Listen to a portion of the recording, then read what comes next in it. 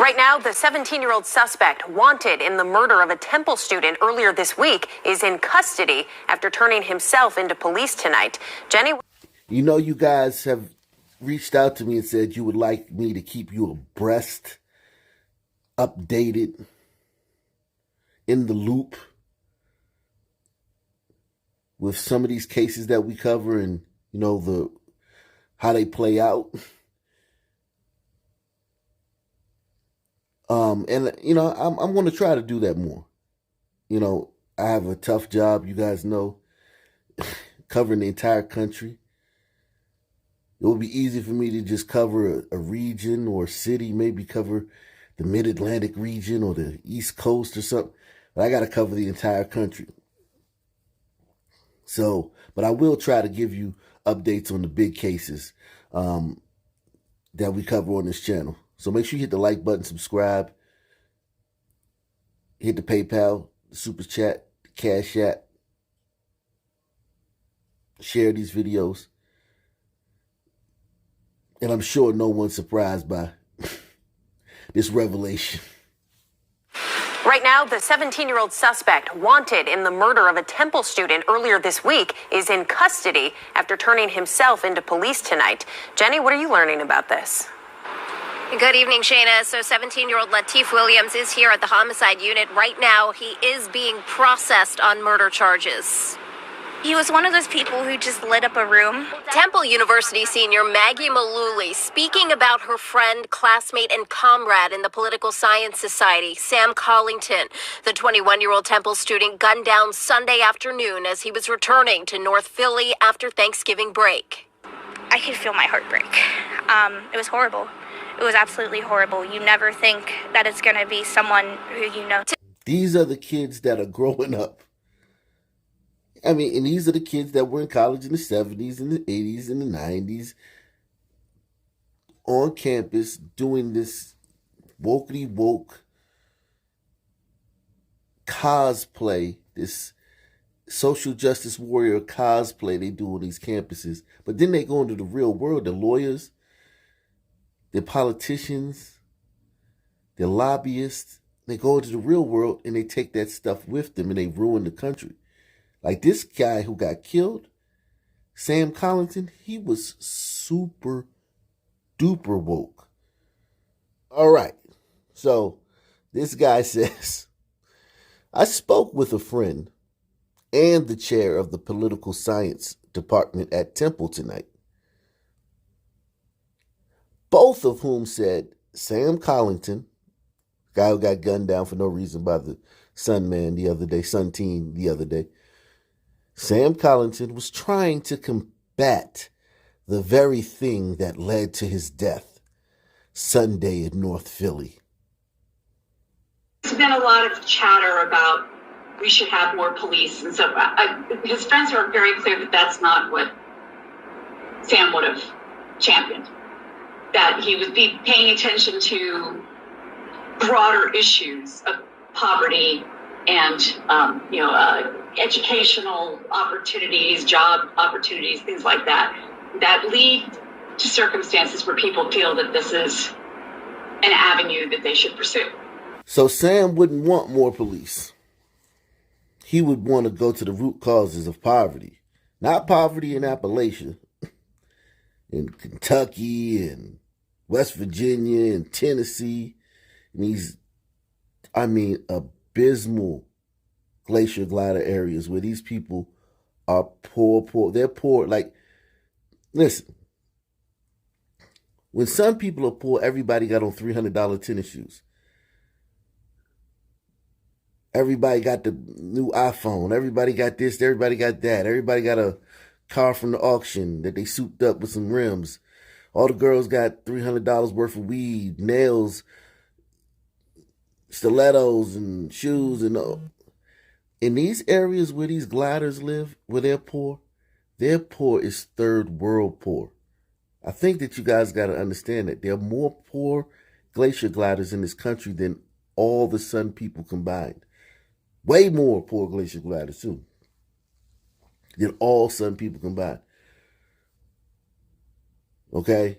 And that's from Sean King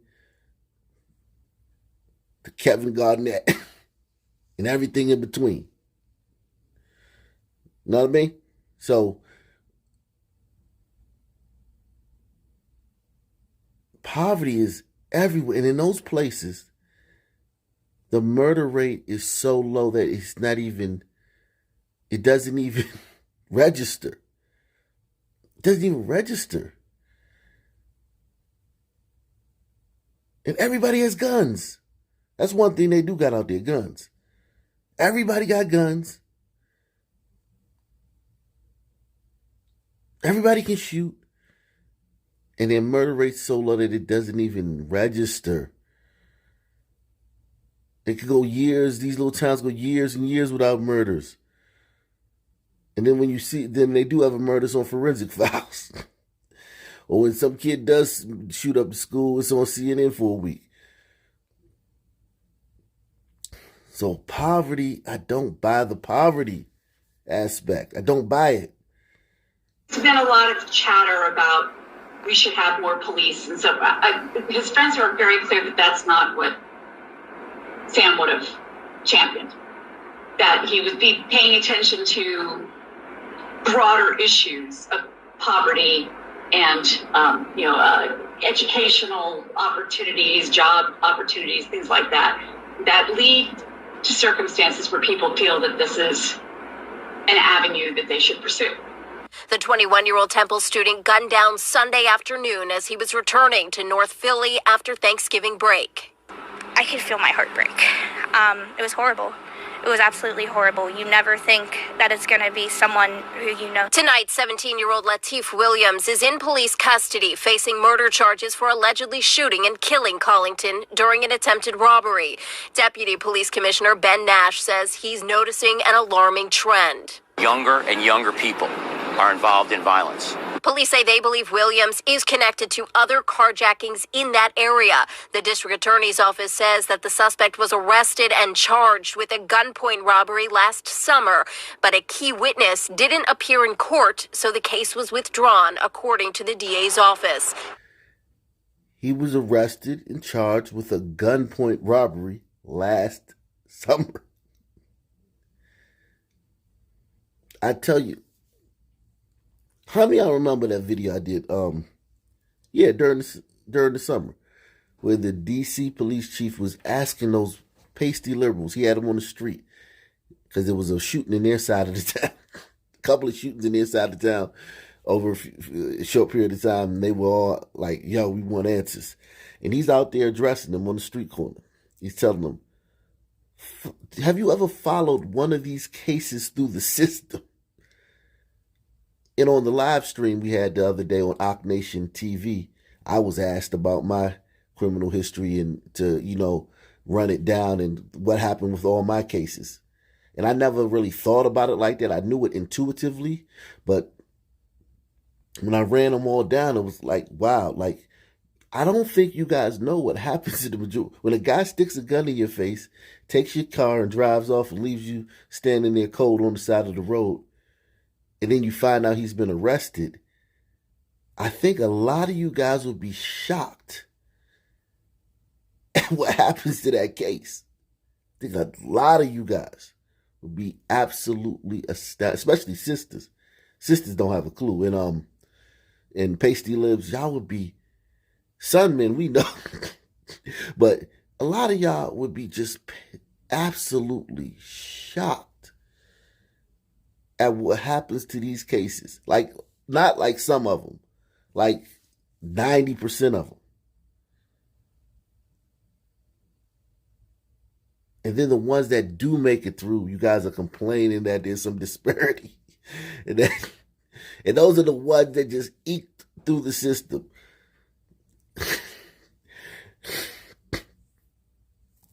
Police Police say they believe Williams is connected to other carjackings in that area. The district attorney's office says that the suspect was arrested and charged with a gunpoint robbery last summer, but a key witness didn't appear in court, so the case was withdrawn, according to the DA's office. Tonight, campus police highly visible on Temple's campus after the university's president announced a number of safety enhancements, including increasing the campus safety force by 50%, upgrading its lighting and cameras, and expanding its shuttle and escort service. Yo, that's a huge number to increase the police force at Temple on the campus by 50%. Jeez. So that means that's a huge number.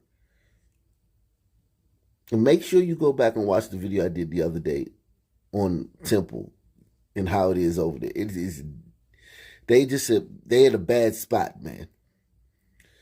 I thought Howard was in the hood, but Howard ain't in the hood. I've been to Temple. Once I went to Temple and I saw the hood that Temple's in, North Philly, Norris, some kind of Norristown, not Norristown, but some street up there, I forgot. But it's grimy out there, my G. It would be like if Howard University was in Southeast.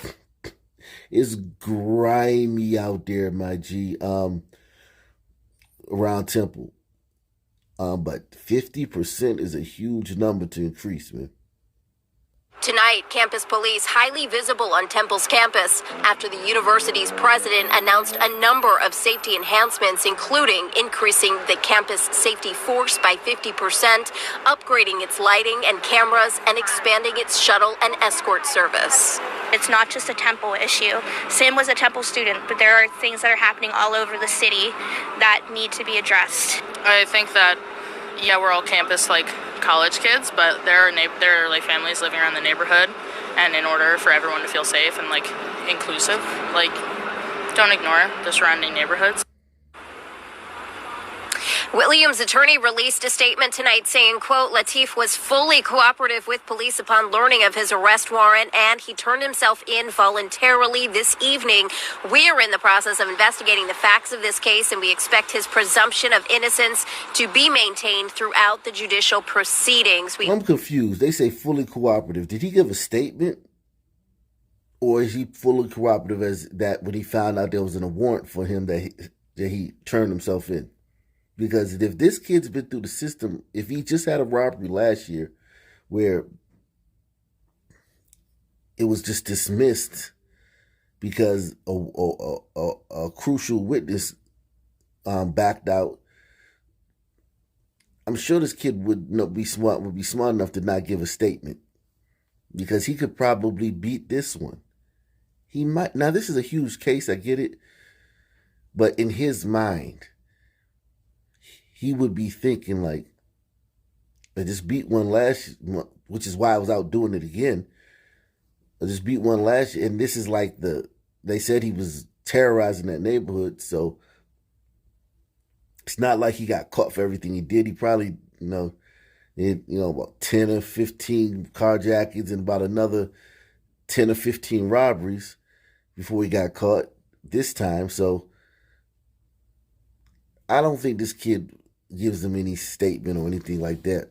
I think when they say cooperate, they're talking about he turned himself in because he may beat this. Also reached out to a spokesperson for Sam Collington's family, reaction to tonight's arrest, and we have not yet heard back. Back to you. All right, Jenny, thank you very much. Shocking revelation tonight in the shooting death of a 14-year-old Douglas County girl. We reported last night that deputies had charged 2 teens in the girl's death. Today, authorities not only confirmed one of the accused teens is the victim's younger brother, but they also say he shot his sister during a robbery at their house. What? What? I know it's bad. I know these kids they're just a different person because of social media and entitlement and the world they grow up. They're just different species. They're not the same species. I get it. But what? A shocking revelation tonight in the shooting death of a 14-year-old Douglas County girl. We reported last night that deputies had charged 2 teens in the girl's death. Today, authorities not only confirmed one of the accused teens is the victim's younger brother, but they also say he shot his sister during a robbery at their house. Fox 5's Patty Pan joins us live from Douglas County with the latest. Patty? Yeah, a very heartbreaking story. A Douglas County mother essentially loses 2 children in an instant. The big bombshell that was dropped today, investigators say that 13-year-old boy who is now accused of murdering his sister apparently was making and selling weapons from their home and apparently got into a scuffle with someone pretending to be a buyer. Shots were fired and his sister was hit. Okay. That makes more sense. Okay.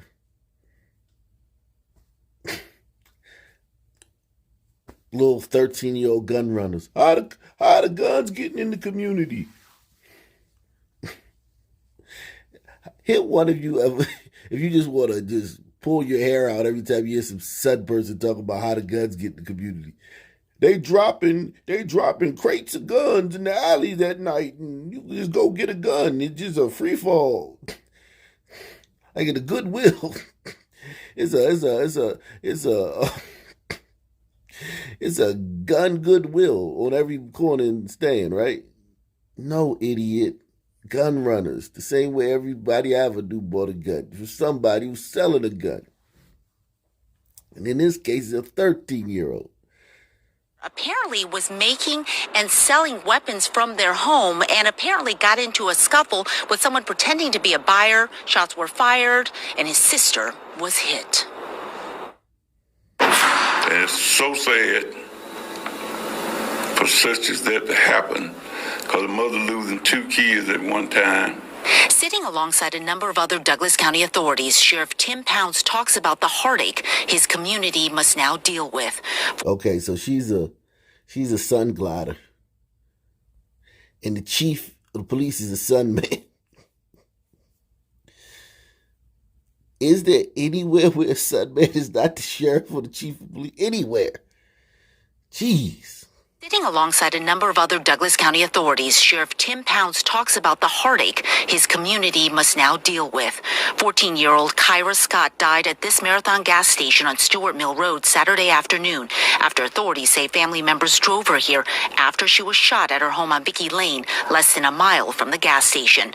To make matters worse, detectives say it happened at the hands of her younger brother. The 13-year-old brother admitted to shooting his sister. Sheriff Pounds tells us it happened during a robbery at the home. The sheriff says the brother was allegedly making and selling weapons and a sale that day went bad. He made a weapon. Folks that he made it for come to pick that weapon up. And the robbery took place, so they was trying to rob him and take the gun instead of purchasing the gun, and that's exactly what happened.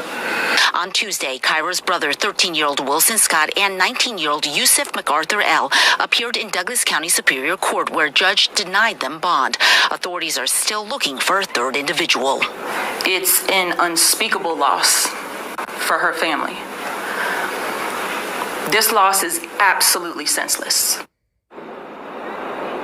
Now, authorities do tell us that this investigation is far from over. As for friends and family, we understand they are holding a candlelight vigil in Lawrenceville tonight at 6:30. That is where the family used to live before moving here. Reporting live tonight outside Douglas County Sheriff's Office, I'm Pat. So that was from Gwinnett County, which is getting worse by the minute. Before this video's over, Gwinnett County will be worse than it was when this video started. Getting really sunny out there. So this family moved from there to Douglas County. And now, see how they take this stuff with them everywhere they go? It's like a traveling road show, like the circus. You just take this stuff, the carnival, they take this stuff with them every one of the attractions is murder. Another one is gun running. Another one is drugs, heroin, loitering. They take this stuff with them everywhere they go. Douglas County. Let's see what Douglas County is like before this family got here. All right, to the gun memorial.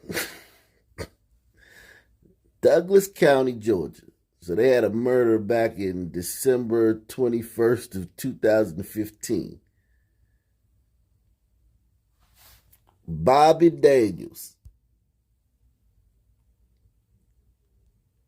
CNN, off-duty CNN security guard shot by a deputy.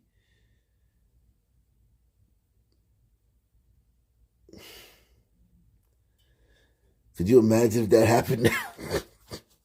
Could you imagine if that happened today? Oh my God. Could you imagine if this happened today? Off-duty CNN security guard shot by a deputy. A Sunman too. Oh my God. December 21st, 2015. So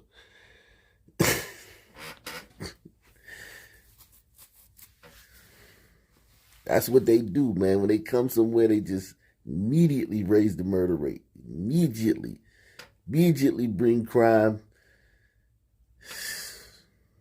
Yikes.